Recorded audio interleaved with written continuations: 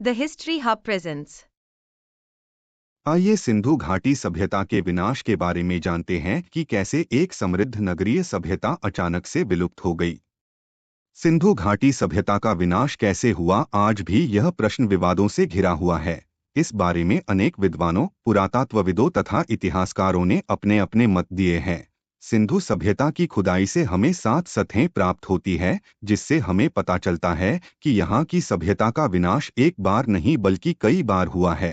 आज भी सिंधु घाटी सभ्यता का विनाश एक पहेली बना हुआ है, लेकिन इतिहासकारों की आम सहमति के बाद माना गया कि इस सभ्यता का विनाश कोई इत्तेफाक नहीं था, बल्कि इसका विनाश विभिन्न कारणों से हुआ है। कुछ विद्वानों की माने तो हमें पता चलता है कि हड़प्पा सभ्यता के विनाश के पीछे प्राकृतिक कारण है। सिंधु नदी में आने वाली बाढ़ को भी इस सभ्यता के विनाश का कारण माना जाता है। प्रसिद्ध पुरातत्वविद जॉन मार्शल को मोहनजोदड़ो एवं मैके को चन्हूदड़ों के पुरातात्विक अवशेषों में रेत के रूप में बाढ़ के प्रमाण मिले हैं। प्रसिद्ध विद्वान S.R. राव के अनुसार एक बाढ़ लगभग 2000 ईसा पूर्व और दूसरी उसके लगभग 1 शताब्दी बाद आई थी। सिंधु घाटी सभ्यता के महत्वपूर्ण नगर मोहनजोदड़ो में हमें असुरक्षा और हिंसा के चिन्ह दिखाई देते हैं, जो आर्य आक्रमण के सिद्धांत का प्रतिपादन करते हैं। सर्वप्रथम रामप्रसाद चंदा ने आर्य आक्रमण का सिद्धांत दिया था, जिसमें देखा गया कि एक ही जगह पर कई मानव खोपड़ियों को एक साथ डाला गया था, और साथ ही हमें वहां से नई किस्म की कुल्हाड़ियां भी देखने को मिलती है। प्रसिद्ध विद्वान गॉर्डन चाइल्ड और मार्टिनमर व्हीलर ने बताया है कि सिंधुवासी शांतिप्रिय थे और आर्यों के लगातार आक्रमणों से परेशान होकर वो दक्षिण की तरफ चले गए। आक्रमणकारी आर्यों ने सिंधु वासियों के भव्य नगरों, भवनों एवं दुर्गों को नष्ट कर दिया, परंतु सिंधु सभ्यता के विनाश का वास्तविक कारण क्या था, यह कहना बड़ा मुश्किल है, क्योंकि ऋग्वैदिक आर्य सप्तसिंधु के प्रदेशों में बस तो गए थे, लेकिन सिंधु सभ्यता के निवासियों और आर्यों के बीच कड़ा संघर्ष हुआ। इस बात के कोई प्रमाण नहीं मिले हैं। आर्य लोगों का अनार्य लोगों से संघर्ष हुआ, इस बात का उल्लेख तो हमें ऋग्वेद में मिलता है, लेकिन ये अनार्य सिंधु वासी ही थे, इसका कोई प्रमाण नहीं मिला है। इस आर्य सिद्धांत का खंडन सर्वप्रथम विद्वान जॉर्ज डेल्स ने किया है। सिंधु घाटी सभ्यता का पतन ईसा पूर्व 1900 के आसपास शुरू हो गया था और लगभग ईसा पूर्व 1700 के आसपास इस सभ्यता के अधिकतर नगर विलुप्त हो गए थे। इस पतन में सिंधु घाटी सभ्यता की समकालीन सभ्यता मेसोपोटामिया सभ्यता थी, जिसके साथ सिंधुवासी व्यापार करते थे। इस व्यापार में गिरावट होने से व्यापारियों तथा शिल्पकारों का काम कम हो गया, जो इन नगरों के पतन में महत्वपूर्ण भूमिका में रहा। प्रसिद्ध विद्वान शिरिन रत्नाकर ने मेसोपोटामिया के साथ होने वाले लाजवर्द व्यापार के पतन को हड़प्पा सभ्यता के पतन का कारण माना है।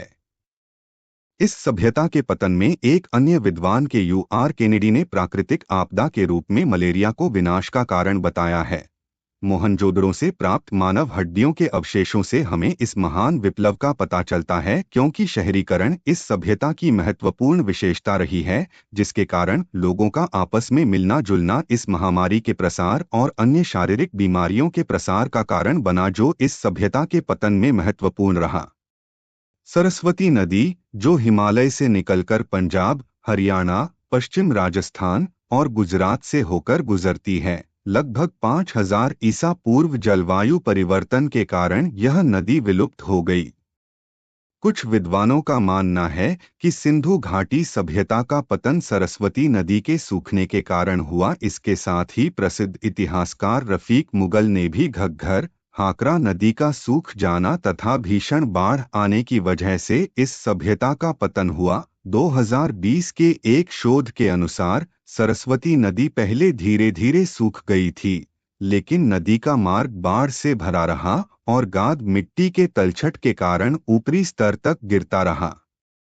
शोधपत्र यह भी बताता है कि नदी का जलग्रहण क्षेत्र लगभग 8000 साल पहले नदी द्वारा अपने मार्ग को बदलने के कारण जलस्तर कम होने लगा। इस बदलाव के कारण सिंधु शहरी बस्तियां सक्रिय हिमालयी नदी के बजाय एक परित्यक्त नदी घाटी के किनारे विकसित हुई। इसरो केंद्र वैदिक सरस्वती नदी के अधिकांश पैलियों चैनल को चित्रित करने में सक्षम रहे हैं, जो एओलियन रेत या जलोढ़ के आवरण के नीचे संरक्षित है। प्रख्यात विद्वान ए घोष का मानना है कि पर्यावरण की आर्द्रता में हुई कमी और भूमि की शुष्कता में हुआ विस्तार इस सभ्यता के विनाश में महत्वपूर्ण रहा होगा। श्री माधो स्वरूप वत्स हड़प्पा नगर के विनाश के लिए रावी नदी के मार्ग परिवर्तन को उत्तरदायी मानते हैं। 1968 में हुए कालीबंगा क्षेत्र के सर्वेक्षण में प्रसिद्ध विद्वान डेल्स ने बताया कि घग्घर और उसकी सहायक नदियों के रुख परिवर्तन के कारण कालीबंगा संस्कृति का अंत हुआ। इस बारे में अन्य मत यह बताते हैं कि सिंचाई प्रणाली के द्वारा बहुतायत मात्रा में पानी का उपयोग हुआ, जिसके कारण जलस्तर में गिरावट आई जो इस समृद्ध सभ्यता के विनाश का भाग बनी। सिंधु घाटी सभ्यता का पतन एक क्रमिक पतन था, क्योंकि सिंधु घाटी सभ्यता परवर्ती काल में भी कुछ नगरों में दिखाई पड़ती है, जो वैदिक सभ्यता के आने के बाद पूर्ण रूप से विलुप्त हो गई। हड़प्पा सभ्यता आज से 5000 साल पहले एक समृद्ध नगरीय सभ्यता थी, जो आज भी हमें सोचने को मजबूर कर देती है कि इतनी आधुनिक सभ्यता होने के बाद भी इसका पतन हो गया, तथा ऐसा नगरीय प्रभाव हमें महाजनपद काल में लोहे की क्रांति आने के बाद ही मिल सका। इस सभ्यता ने हमें विकसित होने के आधुनिक मायने सिखाए। आज जब हम हड़प्पा वासियों के नगर एवं भवन निर्माण, उनकी धार्मिक उपासना, उनकी आर्थिक गतिविधियां जिसमें कृषि, पशुपालन, व्यापार वाणिज्य तथा उनके राजनीतिक संगठन, अन्य सभ्यताओं के साथ संबंध, मृतक संस्कार, कला, शिक्षा व लिपि को देखते हैं, तो इस विकसित समय में भी हम सिंधुवासियों से कई मायनों में आज भी पिछड़े हुए हैं।